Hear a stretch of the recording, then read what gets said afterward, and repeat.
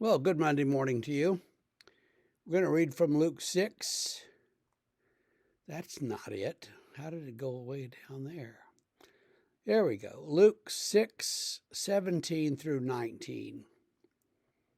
He came down with them and stood on a level place with a great crowd of his disciples and a great multitude of people from all Judea and Jerusalem and the seacoast of Tyre and Sidon, who came to hear him and be healed of their diseases. And those who were troubled with unclean spirits were cured, and all the crowd sought to touch him, for power came out from him and healed them all. So here Luke tells us that a great crowd came from Jerusalem and also the region of Tyre and Sidon. If you look at the map, those are about 100 and some miles apart, so it's a pretty big territory. So people are coming from everywhere. Great multitudes. He has no attempt at counting them, no attempt at, proving this is the biggest crowd ever or any of that. It just says a lot of people from all over the place. And they're there for two reasons. They come to hear him preach and to be healed of their diseases. Those are the two things that Jesus does in the Gospels. He proclaims the good news and he heals people of their ailments. In those days, a great many diseases that we would look at medically and say, oh, you need an antibiotic. Oh, you need this. Oh, we can treat that this way. They would look at and say, oh, you must have an unclean spirit, a demon or something's possessed you and causing these things. Now, this was a rather obvious explanation for things like epilepsy.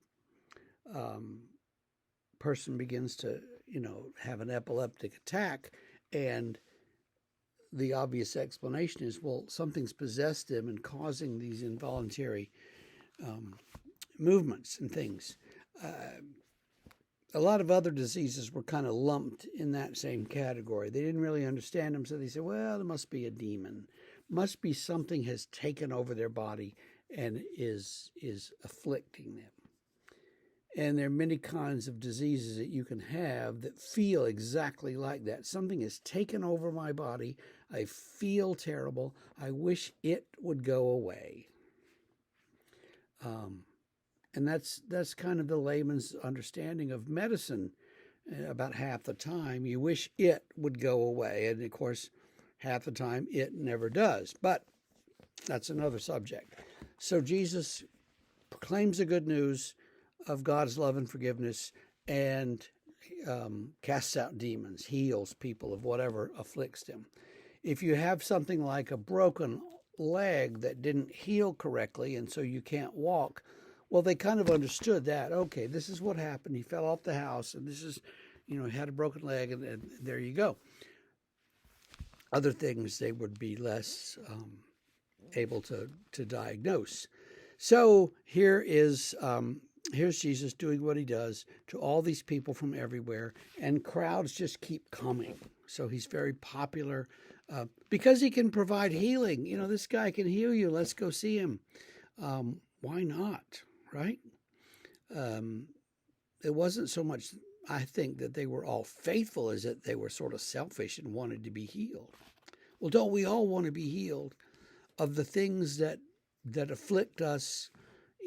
Even they're the obvious medical things that afflict us, and they're the inner things that afflict us that we struggle with day to day that no one knows about and we couldn't possibly tell anybody about. But God knows, Jesus knows about those things. And so the thing to do is to pray that he will help you to cope with them in the short run and heal you of those things in the long run. That's a hard thing to do, isn't it? Well, think about that today, and we will see you again tomorrow.